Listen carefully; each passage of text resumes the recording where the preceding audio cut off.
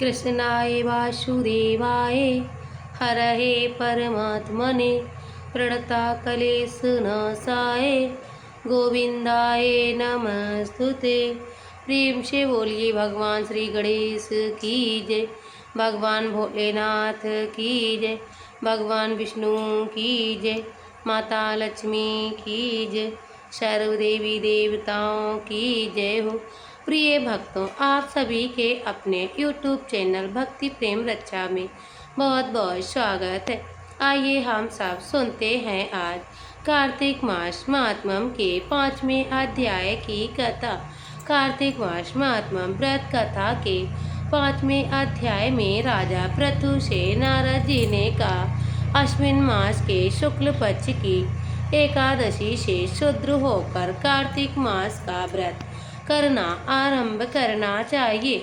जल का पात्र लिए हुए गांव से बाहर पूर्व अथवा उत्तर दिशा में जाएं और भगवान विष्णु के, माता रानी लक्ष्मी के मंदिर में जाकर चरण स्पर्श करके माता रानी का आशीर्वाद लेकर विधि विधान से पूजन करें और माता रानी से तुलसी माता की पूजन करें। राजा पृथु से नारद जी ने कहा, अश्विन मास के शुक्ल पक्ष को शुद्र होकर कार्तिक मास का व्रत करना आरंभ करें। राजा पृथु बोले, हे नारद मुनि, आपने कार्तिक मास और माघ मास का विस्तृत फल कहा है। अब इसके विधिवत स्नान की विधि, नियम और उद्यापन की विधि भी आप हमें बतलाइए। तब नारद जी ने कहा, आप भगवान विष्णु के अंश से उत्पन्न हैं और यह बात आपको मालूम होनी चाहिए। तथापि मैं यथोचित विधान आपसे कहता हूँ, उसे सावधान होकर सुनिएगा। अश्विन मास के शुक्ल पक्ष की एकादशी से शुद्र होकर कार्तिक मास का व्रत करना आरंभ करना चाहिए। इस व्रत को करने वाला सर्वदा रात्रि के चौथे पहर में उठे अथवा जल का पात्र लिए हुए गांव से बाहर पूर्व अथवा उत्तर दिशा में जाए और हमेशा दिन में अथवा सायंकाल को कान पर जनेऊ चढ़ाकर पृथ्वी पर तृण को बिछाकर सिर पर कपड़े से ढककर फिर मुंह को यत्नपूर्वक बंद कर थूक तथा श्वास को रोककर मूत्र का त्याग करे। रात्रि के समय में दक्षिण मुख बैठकर मल मूत्र का त्याग करें।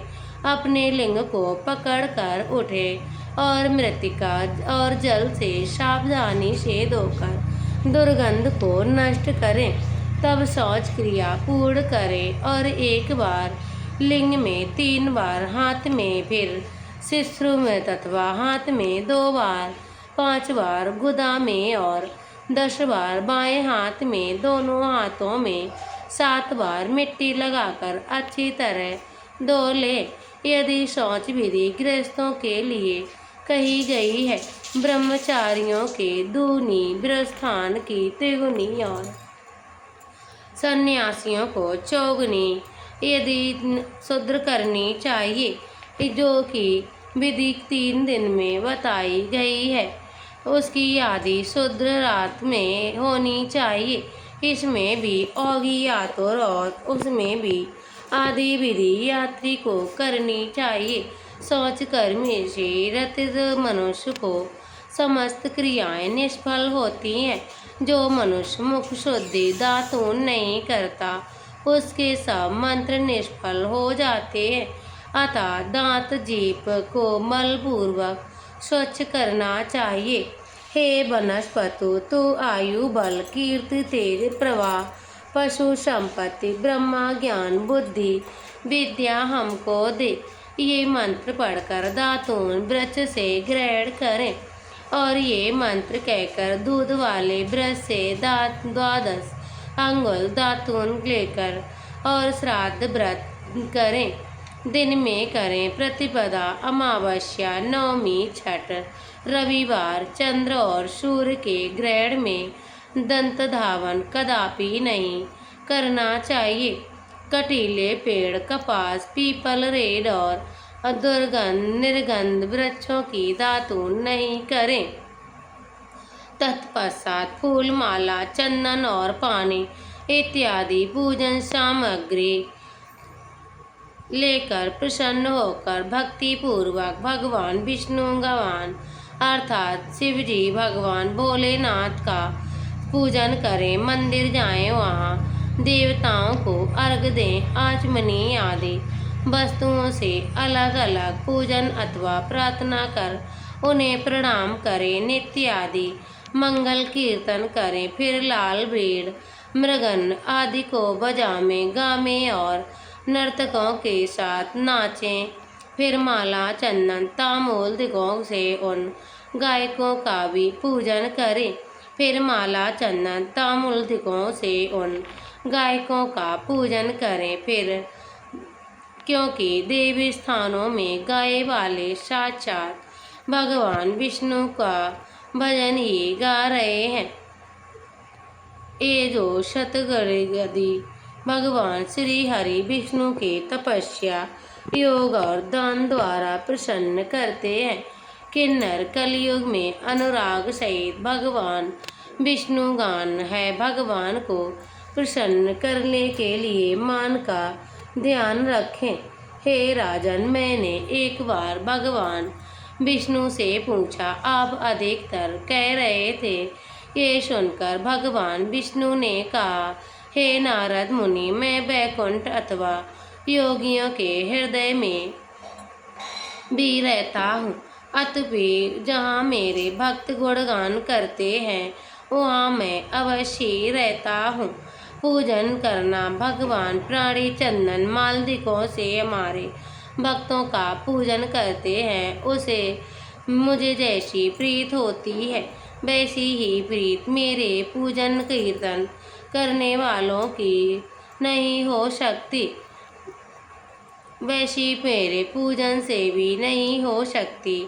जो मूर्ख पुराणों की कथा तथा मेरे भक्तों का कीर्तन सुनकर उनकी निंदा करते हैं, वे शत्रु शरण है। शरीर दतूरा के गिरजा चमेली केसर कंदार मदार तथा कनेर के फूल को अक्षतों से भगवान श्री विष्णु की पूजन नहीं करते।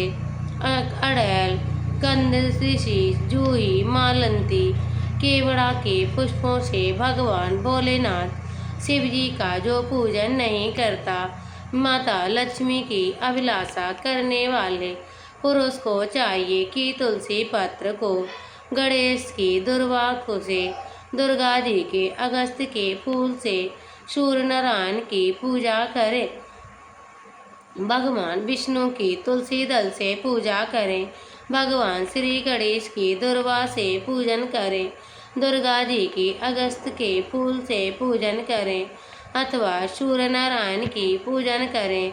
जिन देवताओं के लिए पूजा में जो फूल निषिद्ध है उनका पूजन करें। इस प्रकार पूजन समाप्ति के पश्चात देवाधिदेव भगवान श्री हरि विष्णु से क्षमा मांगे और श्री सुरेश्वर, हे देव, मेरे पास ना मंत्र है और ना ही क्रिया है, ना ही भक्ति है।